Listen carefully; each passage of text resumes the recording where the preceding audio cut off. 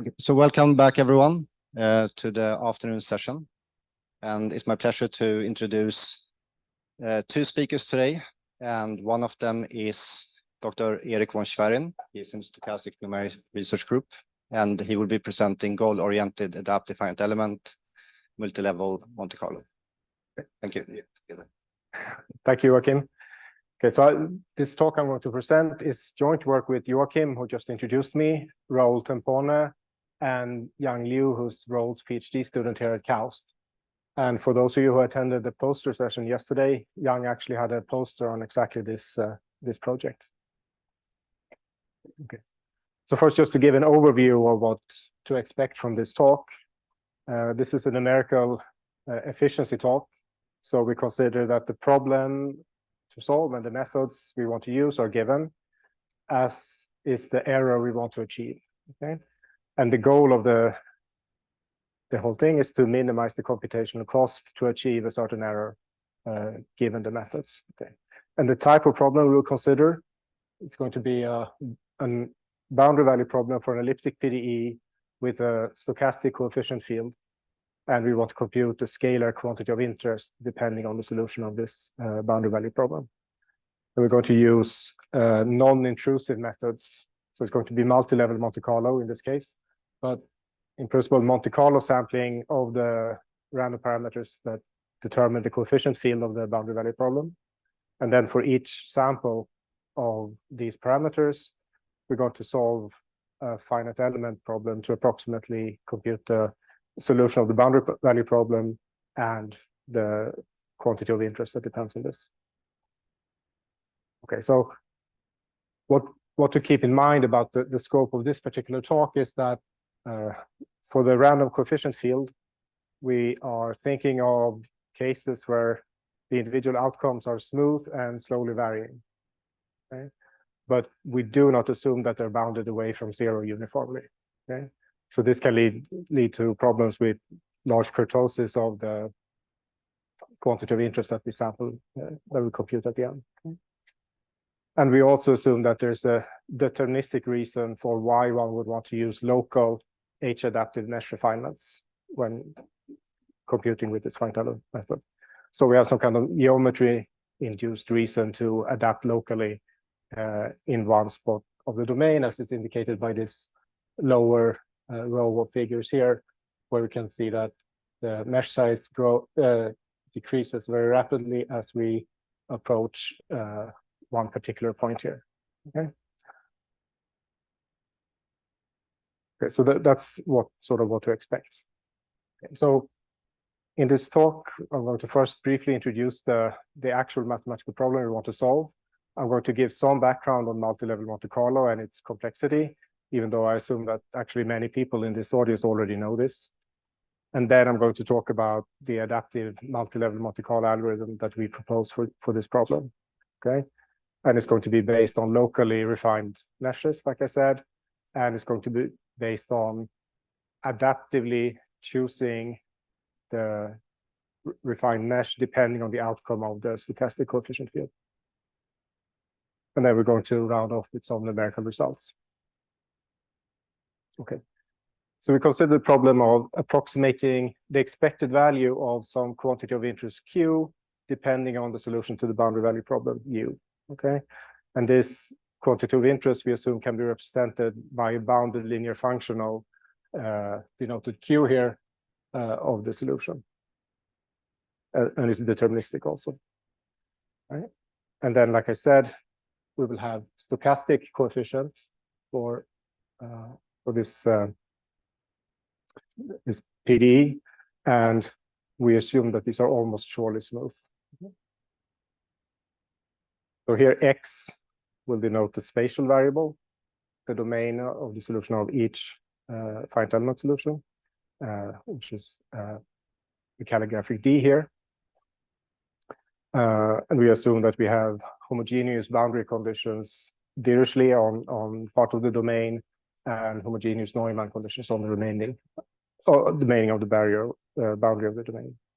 Okay, and we're going to use small omega to denote things that depend on the randomness here. So,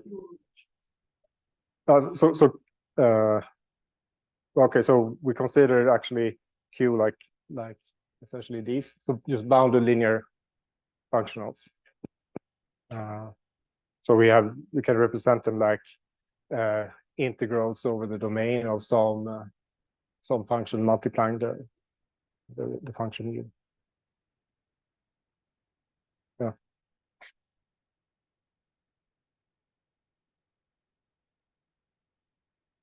Oh. Yeah. So, okay, and like I said, we have we consider a non-intrusive approach where one samples the random parameters, and then numerically we approximate the mapping from the random parameters through the approximate quantity of interest, which we get from a finite element solution, depending on these parameters. And we're going to use a sample-based estimator of the expected value. And the total goal then is to use adaptive computations and adaptive error control to obtain an error in the bias, the difference between the true expected value of the quantity we're interested in and the sample-based estimator that's smaller than a user-given error tolerance with high probability. Okay, so I'm just going to very quickly recall basic multi-level Monte Carlo standard practice. Okay, so in multi-level Monte Carlo, we start from a sequence of approximations denoted by Q with the subscript L here. So we start with some approximation Q0, which is our coarsest and cheapest approximation to the quantity we want to compute. Okay? And now we assume that we have a sequence of increasingly accurate and at the same time increasingly more costly to compute approximations of Q, an exact Q. Okay, then the multi-level Monte Carlo estimator is constructed by this telescoping sum, where we begin by first part, which is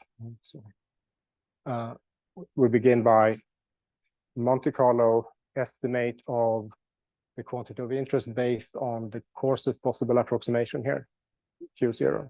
Okay? And then we add sum of telescoping correction terms, each of which are Monte Carlo estimates of the expected correction one makes when one goes from one approximation level L minus 1 to the next one, L. Okay.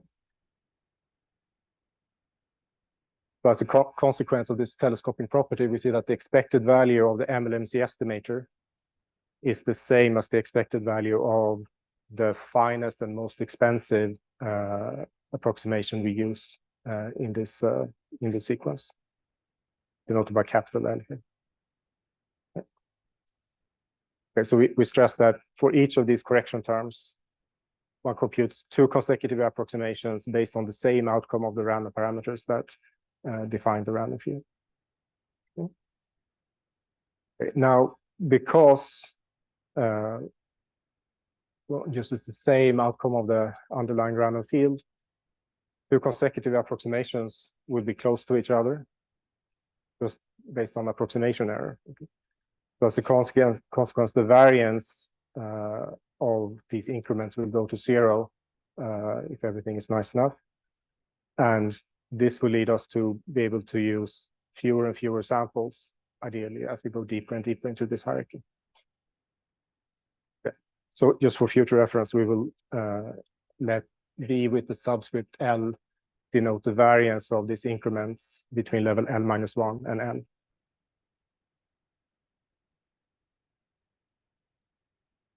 Okay. So just to understand the computational work that goes into this algorithm, the average computational work to generate the AMLMC estimator, it's a sum over all levels, L from 0 to capital L, of the product between the total number of samples you use on that level, denoted by N here, and the work needed, or the average work needed to generate one of these sample pairs, the one increment from level L minus 1 to N.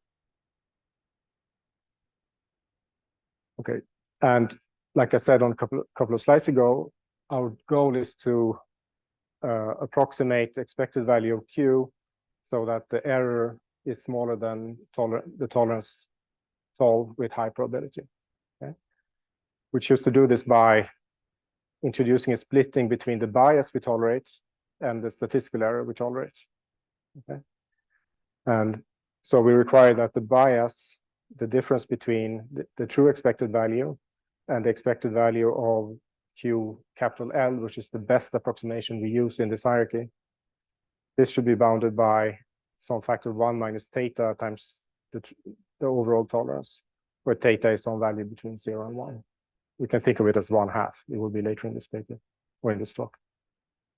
And then to control the statistical error, we impose a bound on the variance of the multi-level Monte Carlo estimator and say that this should be smaller than the remaining part of the tolerance, theta times tau square, normalized by a confidence parameter Xi, which can be, this is motivated by central limit theorem types for multi-level Monte Carlo. Okay. So just to recap, capital L, the finest discretization used, will be determined by the bias constraints. And as we will see on the next slide, the number of samples on each level will be determined through an optimization by minimizing the cost needed to satisfy the statistical constraints. So now, given the number of levels in multi-level Monte Carlo we want to use, and this splitting parameter theta, one can now minimize the work model from the previous slide, this model of the work, subject to the fact that this statistical constraint should be satisfied. Okay. So this is, again, this is standard in multi-level Monte Carlo from more than a decade back now. This can be done analytically, and one gets that the optimal number of samples on each level is given by expression 8 here, which depends on, as you see, depends on the variance of the increments on level L and the work of generating one sample pair, one increment between level L minus 1 and L, according to this fixed expression. And here we just take the ceiling of this number to make sure that at least we have a positive integer number of samples on each level. Okay, now I can substitute this optimal number of samples back into the work model to get an approximation for the total work of generating this multi-level Monte Carlo estimator. Okay. So we substitute ML back into the exact formula without the ceiling, if you wish, and then you see that by taking the ceiling and making sure that it's always integer numbers, at least we have this case covered by adding one sum of just one sample on each level extra.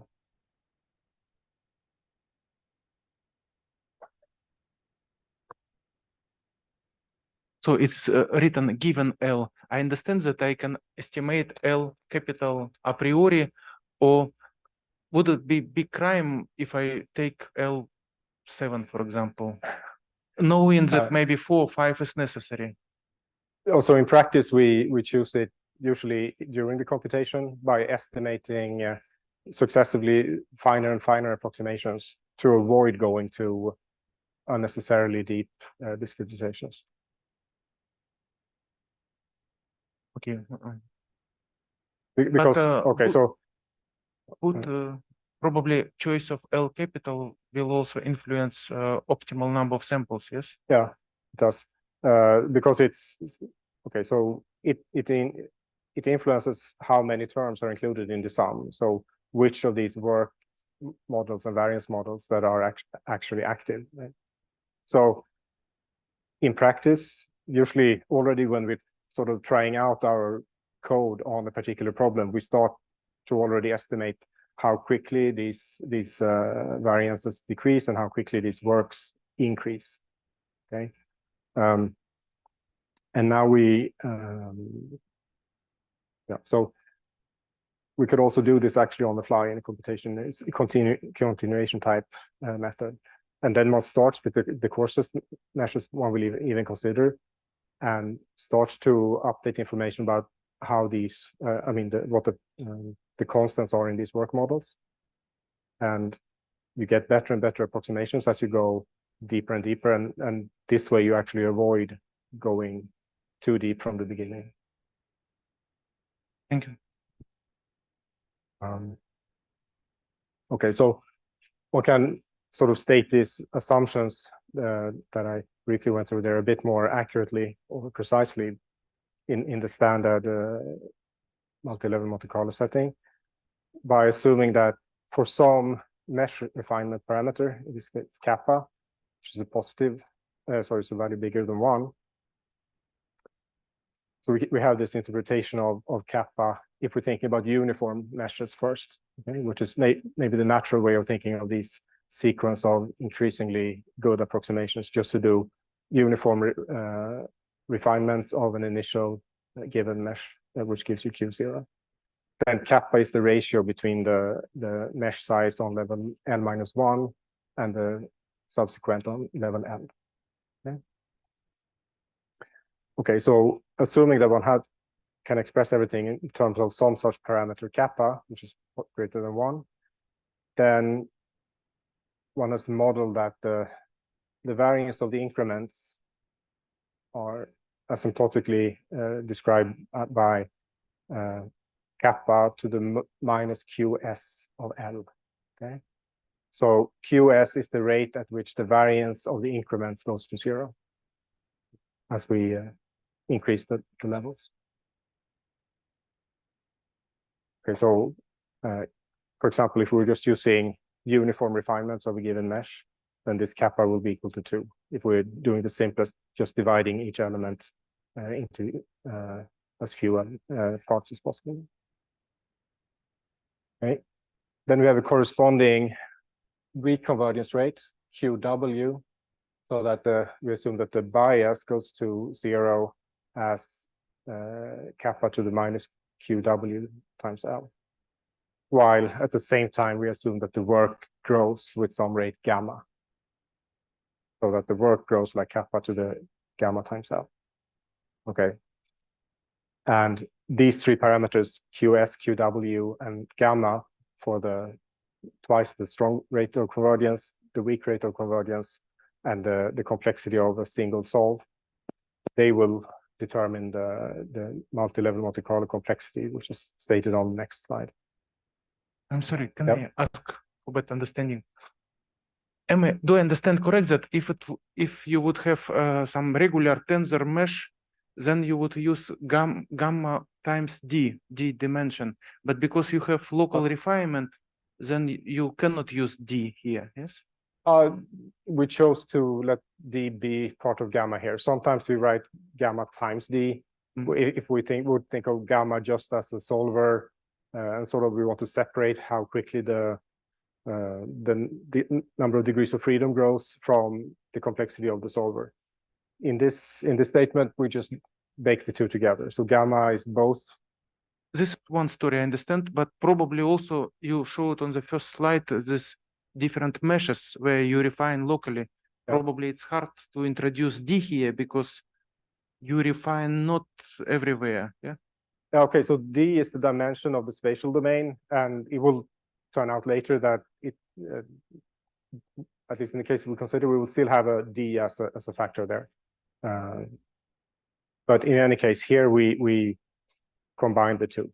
Okay, good, thank you. And okay, just looking forward, the key idea to do adaptive measures here will be to, instead of taking a hierarchy of meshes just uniformly refined, where the level number is just how many times we refine the initial mesh. Now the level number will be the number of times we decrease the tolerance of the bias.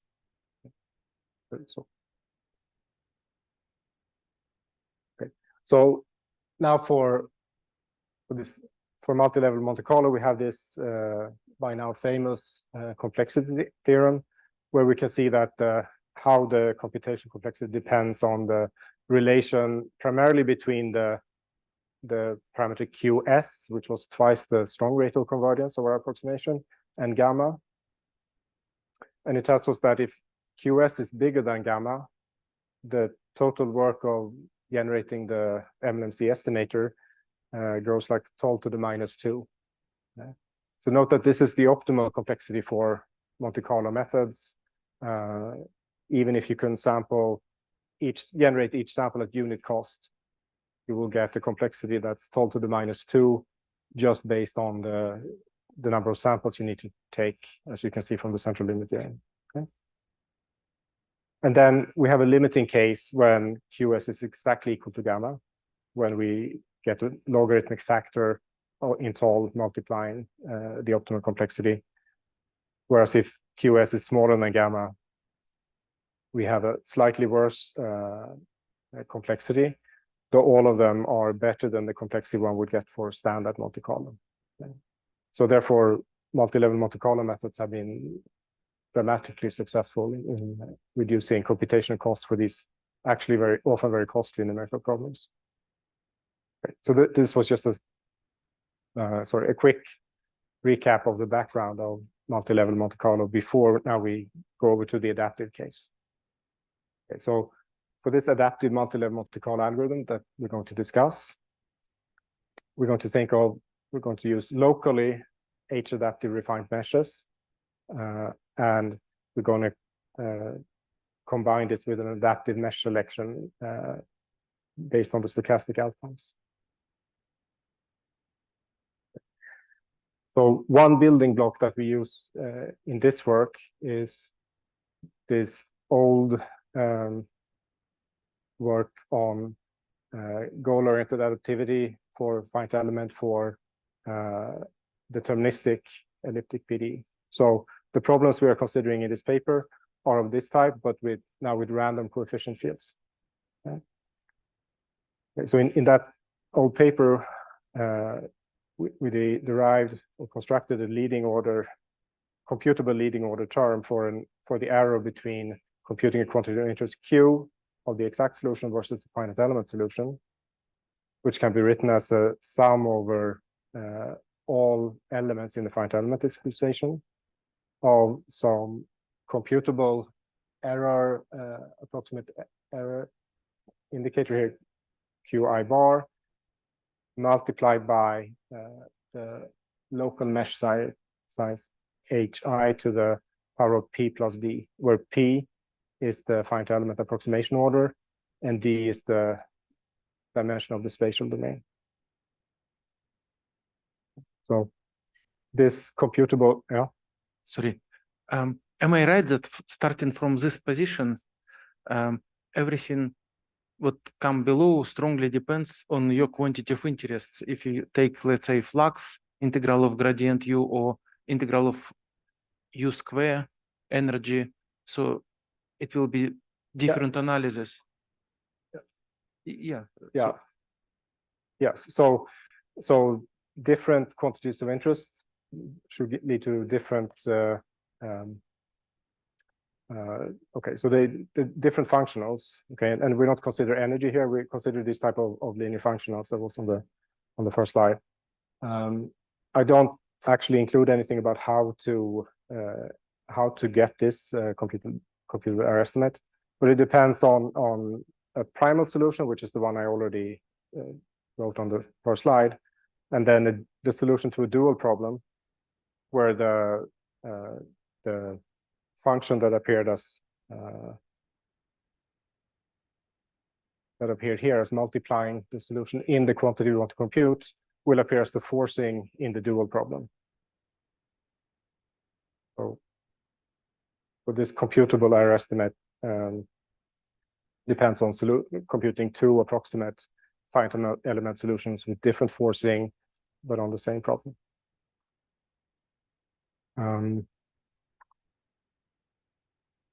Okay, so we can actually we could show that under some assumptions, this leading order, computable leading order term of the error asymptotically converges to something that can be expressed as an integral over the spatial domain times a continuously varying error density, denoted by rho here, times the local mesh size to the power of p here, the local approximation order. Okay, so we're going to now use this particular adaptive mesh refinement algorithm in our adaptive multi-level Monte Carlo method. Okay. So first, we're going to derive this or construct this algorithm based on the error density that I just quickly showed, and we're going to do this by first looking at what could be the optimal single level Monte Carlo method here. So first of all, we just consider the splitting parameter theta equal to 1/2 in this work, so we can forget about this from now. So for the single level case, first we're just going to think about, okay, what's the optimal measures to use to get the bias to reach a certain level in the single level setting. Well, to do this, we introduce a model for the average work. Okay, so we assume that we can approximate this, like the expected value of the number of elements, or to be proportional to this expected value. Okay. This in turn we can express as the integral over the spatial domain of the expected value of this local mesh size h to the power of minus d, where again d is the spatial dimension. So we allow for this discretization to vary from realization to realization. Okay, so this is a stochastic mesh size function. And we assume that the bias can actually be well approximated by the first term of this expansion that I sketched on the previous slide. So that the expected value, that the bias can be written as the integral of the spatial domain of the expected value times of this product between this stochastic error density and this stochastic mesh size h to the power of p. Okay. Of course, this is an approximation because we truncated the error expansion after the first term, and also because we're assuming that we can use any continuous function here, h, for the local mesh size. We don't restrict ourselves to just have what we can actually achieve by our mesh refinement algorithm for this theoretical analysis. Okay. With these assumptions, we can find out what's the optimum way of generating these meshes by minimizing the work model with respect to this stochastic mesh size h of x and omega, subject to the constraint that we meet the bias requirement. Okay. Turns out that one can do this by hand analytically to get an explicit expression for the optimum h star as a function of the error density omega rho. Okay, and if we now plug this back in to the expressions, we'll get this equation 15 for the leading order error estimates. Okay, so what's in the left-hand side of this equation? This is the error estimate of the deterministic algorithm applied to this stochastic random coefficient field. Okay, and it turns out that, or what one can see from this is that the optimal choice is to let this computable error estimate from our finite element algorithm be equal to the tolerance we have for the total bias, but not multiplied by 1, but multiplied by a stochastic factor, which is the ratio between an integral over some power of the error density rho here, the stochastic one, and this is divided by the corresponding integral of the expected value of this error density. Okay. So the conclusion is that the optimal choice to minimize the computational work is to allow some of the samples to contribute much more to the bias than some of the others.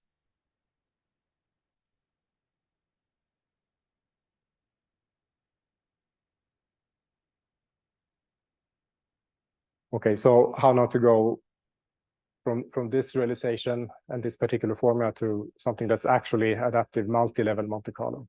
Recall that what I just showed was for just a single level case. Well, we suggest an algorithm where we assume now that we have a single level algorithm that can sample according to this optimal distribution here of error contributions. Now, like sort of Alex was hinting at before, we now define our multi-level Monte Carlo hierarchy by taking a decreasing sequence of tolerances now for this bias. Okay. We start with some initial tolerance told 0, and we multiply this by some positive constant, okay, 1 over kappa in the previous notation. C here to the power of L to get the Lth tolerance. Okay, now assuming that we have this single level, we're just going to take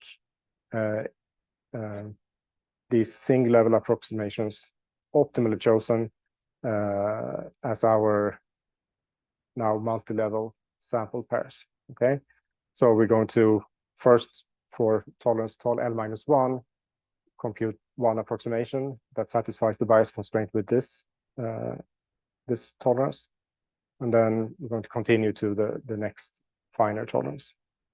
Okay. Sorry, also for better understanding, am I right that every single sample can have different mesh? So far, yes. Thank you. And this is also reason why you take scalar quantity of interest, because otherwise you would need to interpolate from all meshes to the same mesh. So the scalar quantity of interest really goes into the whole setting from the beginning. This goal-oriented adaptivity that we do, and also the standard multi-level Monte Carlo is typically expressed for a single quantity, scalar. Right. Yeah, because if you have your function defined on different meshes, it's different objects. You cannot summarize it. You should extrapolate or interpolate it or. Well, I mean, okay, this is sort of a different question, but you can compare to finite element functions, for example, of course. They're defined on the whole physical space they're computed on, but and use some norm-based error control, but that's sort of outside of this. Okay, thank you. This whole setting of the talk.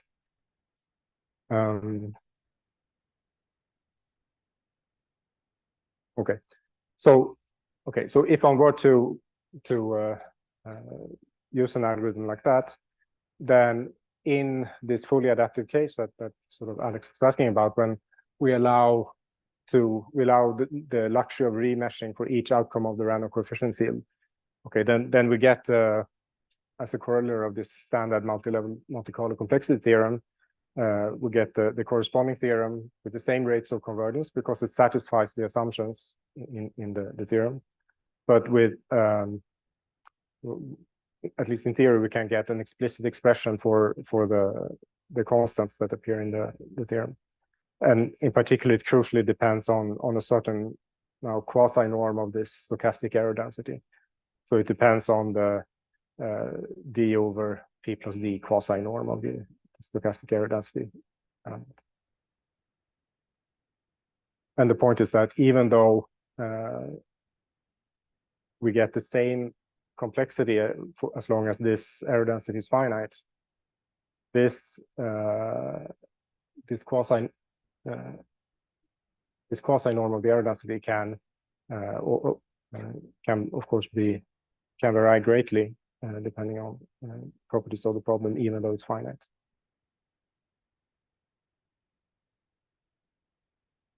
Okay, so again, I repeat that the assumption we made for this project is that the reason to do H adaptivity is actually deterministic, like some part of the deterministic geometry of the problem. Okay. So one way now to approximate this ideal that I sketched in the last couple of slides is to go on this knowledge that it's supposed to be deterministic reason to refine more in one domain than in the rest, one part of the domain than in the rest.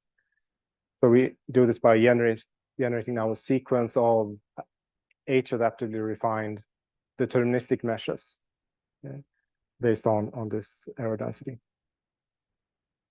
And now we approximate the stopping criterion that I had a few slides ago by just requiring that the absolute value of the computable error estimate for the deterministic finite element algorithm based on each outcome of the random field is bounded by the else bias tolerance here and this stochastic scaling factor, sample dependent scaling factor, where note that in the nominator we had this integral over a certain power of the error density, the stochastic one, and in the denominator it was the expected value of the error density that appeared here.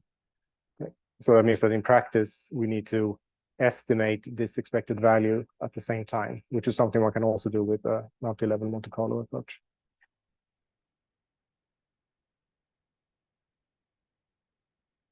Okay, so this is sort of maybe a bit sketchily how we propose to construct this adaptive multi-level Monte Carlo algorithm.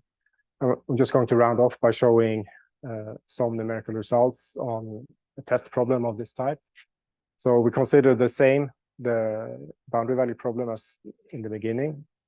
And we're going to consider 3 different cases for this coefficient A here. Yeah. But this geometrically induced singularity that I was talking about, in this case, it comes from the boundary conditions. So we're solving this elliptic PDE on a rectangular domain with homogeneous Dirichlet boundary conditions on all of the black boundary and homogeneous Neumann boundary condition on this yellow or orange boundary here. Okay. This problem has the same, okay, so there will appear a singularity here at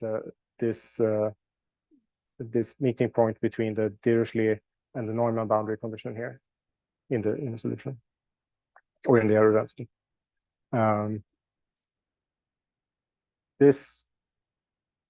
The strength of this singularity is the same as one would have if one would solve on the mirror domain, the square here, with removing this boundary and having homogeneous Dirichlet boundary conditions everywhere.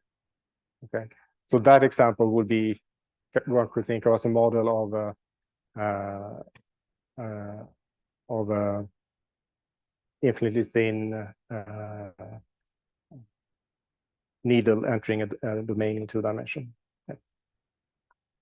And then for our scalar quantity of interest, we're just looking at a localized, a smoothed localized error average of the solution. Okay. So it's you integrate the computed solution multiplied by some Gaussian that's centered somewhere around here in the domain. Okay. And we have constant forcing in this case. Sorry, Yeah. but dimension, so domain should be of the same size. It's just scaling, yes? Yeah, it's just distorted, the right one. Yeah. Thank you. So this colored graph on the right, it's supposed to be this domain here. Okay, so first we're just going to look at what's happened if we forget about the stochasticity here and just look at the deterministic case. So we just let this coefficient A be constant in space and deterministic equal to e to the 2. And just to illustrate how this reduced regularity of the solution U due to this meeting point between the Dirichlet and Neumann boundary conditions, how this affects these meshes. So it turns out that it's advantageous to use highly locally refined meshes close to this meeting point. We also see sort of qualitatively that we get more refinements where the quantity of interest is computed.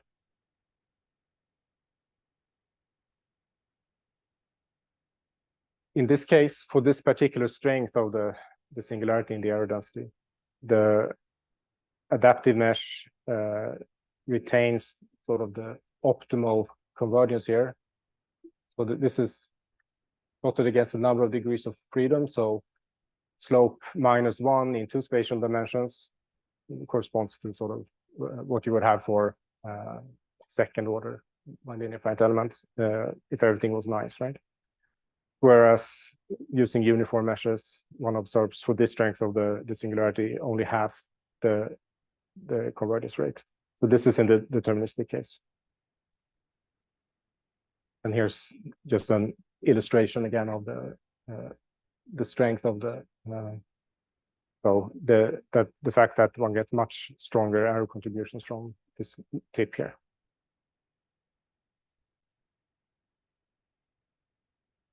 So now we proceed to the second simplest case where we went from a deterministic to a stochastic coefficient. Okay? So the coefficient now is exponential of Gaussian random variable y. Okay? But it's still constant in space. Okay, so because for this means that A is not uniformly bounded away from 0, right? Or it's not bounded away from 0. So very small outcomes of A will lead to large computational errors for if one keeps the mesh fixed. So what we show now here in these two plots is to the left is standard multi-level Monte Carlo using uniform meshes and not this stochastic selection of meshes either.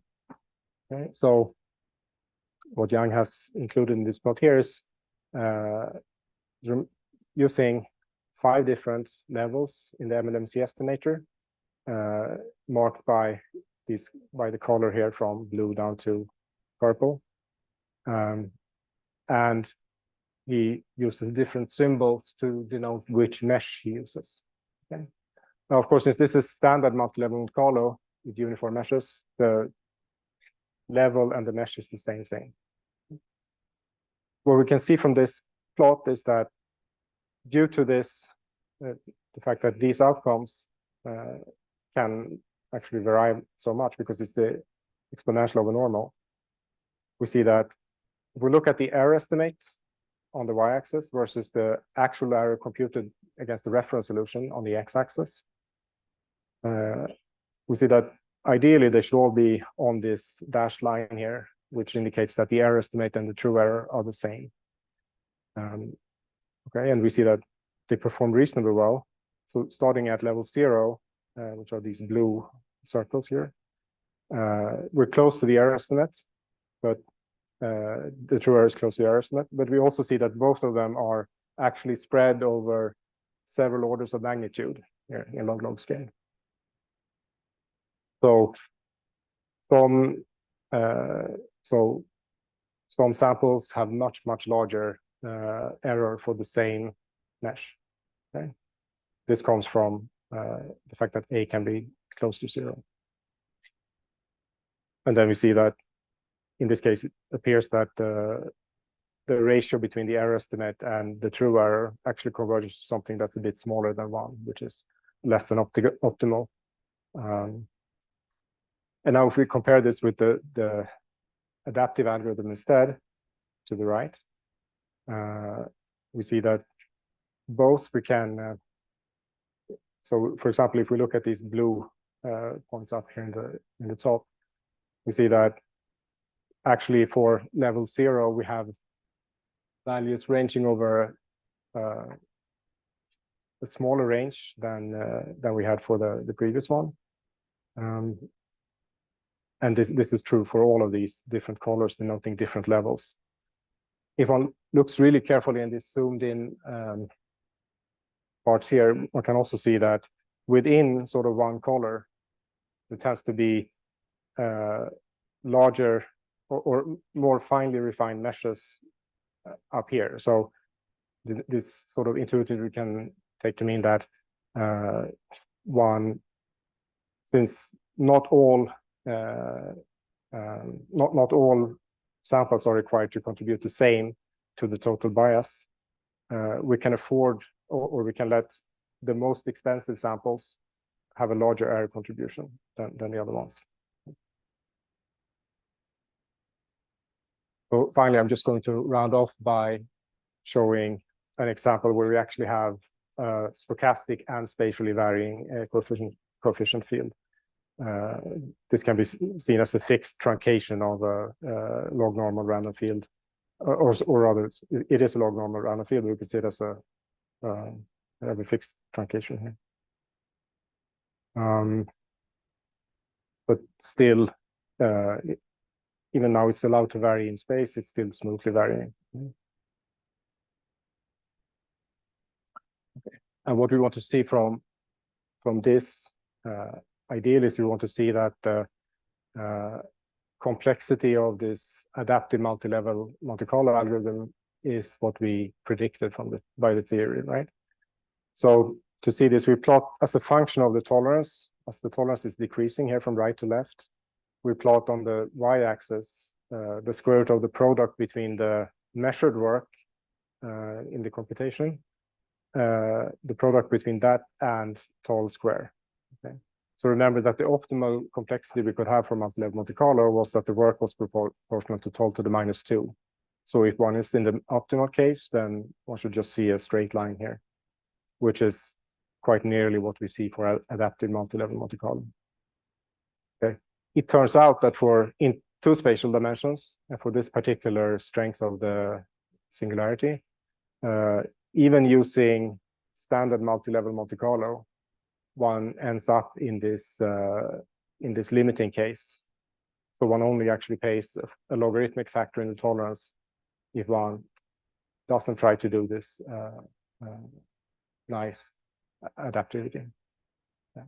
And that's also quite clearly seen here. If we were to go to higher dimension in space, 3 dimensions, and computing a similar problem with the sort of like a slit in entering into the domain, like now just a one-dimensional rod entering a domain, then for that strength of the singularity, adaptive multilevel Monte Carlo would still have the optimal rate, whereas standard multilevel Monte Carlo would no longer be in this limiting case with just a logarithmic factor, but one would actually get a worse power in the complexity. So with this, I'm just going to show or demonstrate that actually we ran this for many different realizations and for a few different tolerances, just to verify that our algorithm actually on this test problem meets the accuracy requirement that we set. Okay, so in this case, we're computing with a 5%, I think, confidence interval in the statistical error control, and here it turns out that almost all of the samples have a true error computed versus a reference solution that's smaller than the tolerance set. Okay, so since I'm running out of time, I'm just going to thank you all for listening and promoting Yang's other poster, which will be in the poster session next week, where he will talk about the first step on how to extend this from multi-level Monte Carlo to multi-level quasi-Monte Carlo.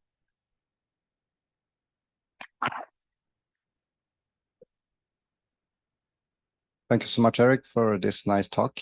Do we have any questions in the audience? Alex? Technical question. So you implemented here mesh generator, yeah? Which adapt and generate mesh.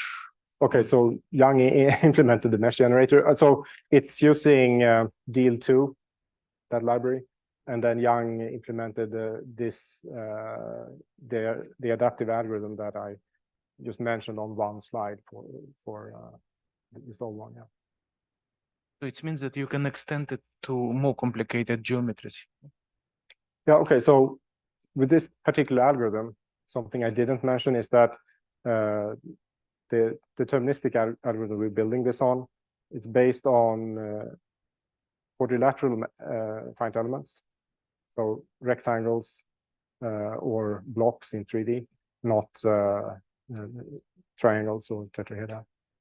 And it's based on some initial mesh that's supposed to be then, if it's in 2D, made up of, say, ROMs or what they call in slanted rectangles. I forget the English name. Or quadrilaterals simply. But then we keep successfully refining those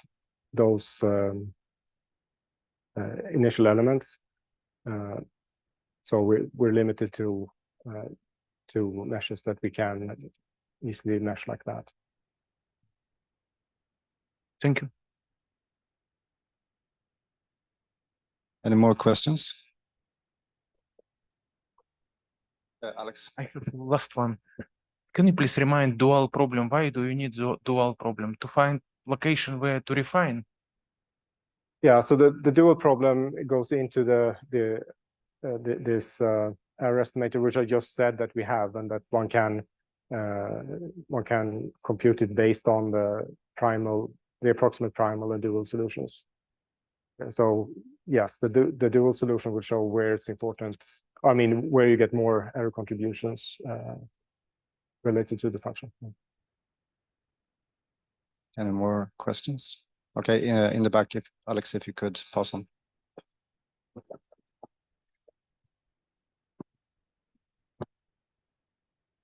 Thank you. I really enjoyed the talk. I have one question that has something to do with Alex's question. You said that you were basically like restricted to using just squares for your mesh or like cubes. But does it happen often that for those kinds of singularities that it actually could pay off to, for example, use rectangles where you just discretize or use adaptivity in one direction? Okay, so you're talking about anisotropic mesh refinements now. Yeah, so for example, okay, if your solution would be, for example, constant in one direction, and you would, for example, if you exit your domain that you're looking at like horizontally, for example, then it could make sense to just like discretize it in the horizontal direction.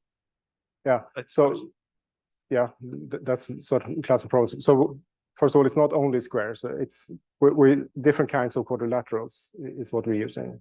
Okay. But what I'm saying is that from the initial mesh, we base the subsequent refinements of the initial mesh, and this is so that actually the orientation of the edges of the elements doesn't change. Oh, okay. Thank you.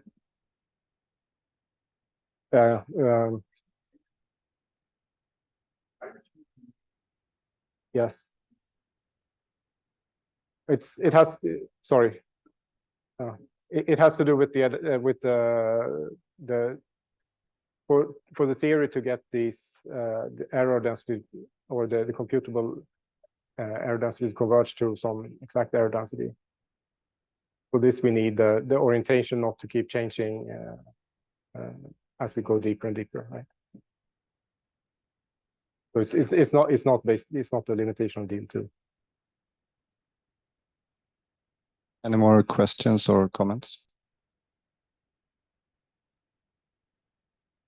Okay, it seems like that is it, and thank you again, Erik.